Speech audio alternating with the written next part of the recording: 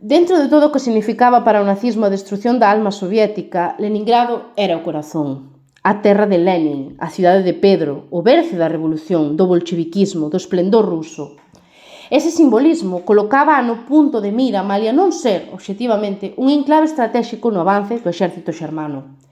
A Alemanha daba orde o 8 de setembro de 1941 de arrodear e sitiar Leningrado para deixala morrer de fame. Non hai un plan para os supervivintes porque non se agarda que sobreviva ninguén. Rachadas as liñas de abastecemento, só se precisaba agardar ás portas da cidade a que todo home, muller e neno caera esfameado. A súa idea estremece, mas a estrategia era clara: a morte por inanición. O cerco a Leningrado vai durar 900 días. As reservas de comida, concentradas nun único enclave, son bombardeadas nos primeiros días de asedio. Un tren que evacuaba meniños, dinamitado polas forzas inimigas. O exército alemán logra limitar primeiro e cortar despois o abastecemento da electricidade e da calefacción á poboación civil.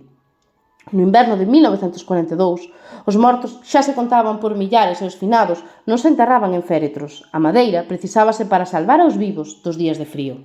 Cercada Leningrado, coas divisións apostadas nas entradas da urbe, houbea a fame e a desesperación na cidade de Fyodor Dostoievski e de Alexander Pushkin. 3 millóns de persoas van vivir un nivel tal de desesperación e ignominia que os levará a coñecer o canibalismo e a violencia extrema. Os hospitais tratan a inanición, a desnutrición, o frío. Mais a batalla máis larga e angustiosa da fronte oriental durante a Segunda Guerra Mundial vira. Vira como vira tantas veces a vida cando os folgos faltan e se descobre o velo do abismo. Ao cabo, porque existen estes cambios no guión, ten o ser humano arela esperanza. Algo así vai suceder na cidade de Pedro o Grande, algo vai evitar que se desintegre e simplemente morra de fame. Ese algo é a cultura, o coñecemento, a arte, os oficios, os ideais, a moral.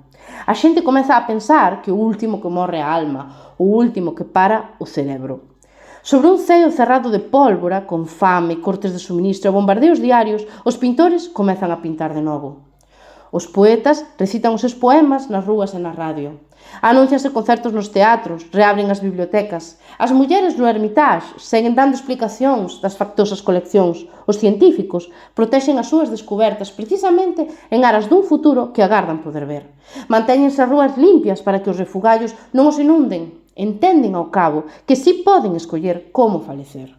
O sentido de pertenza e a cultura propia como máximo expoñente desa unidade como pobo, é o que arreda ao ser humano da total degradación. Nos días máis escuros, Dmitri Shostakovich compón a Sinfonía 7, Leningrado, demostrándolle ao mundo e a si mesmos a valentía dos cidadáns asediados en Leningrado que nas condicións máis extremas manteñen a alma serena. A obra foi interpretada o 9 de agosto de 1942, cando se sabía que os alemáns atacarían posicións soviéticas. Os rexistros contan que non houbo máis ensaios que un: Shvaradian, falecido; Petrov, enfermo; Boric, morto. Cando o mestre, Karl Eliasver, chamou aos músicos, só apareceron 15. Mas ese 9 de agosto, un pobo esfameado e minguado desafiaba o poder do Terceiro Reich. Cando os alemáns se lanzaron ao asalto contra as posicións rusas, comezaron a escoitar a melodía. A orquesta da radio de Leningrado, cuxas notas amplificadas se escoitaban en toda a cidade nas trincheiras do inimigo, resucitou a moral dos combatentes que non só salvaron a cidade de caer en mans alleas, senón que firmaron a primeira gran derrota das potencias do Eixe.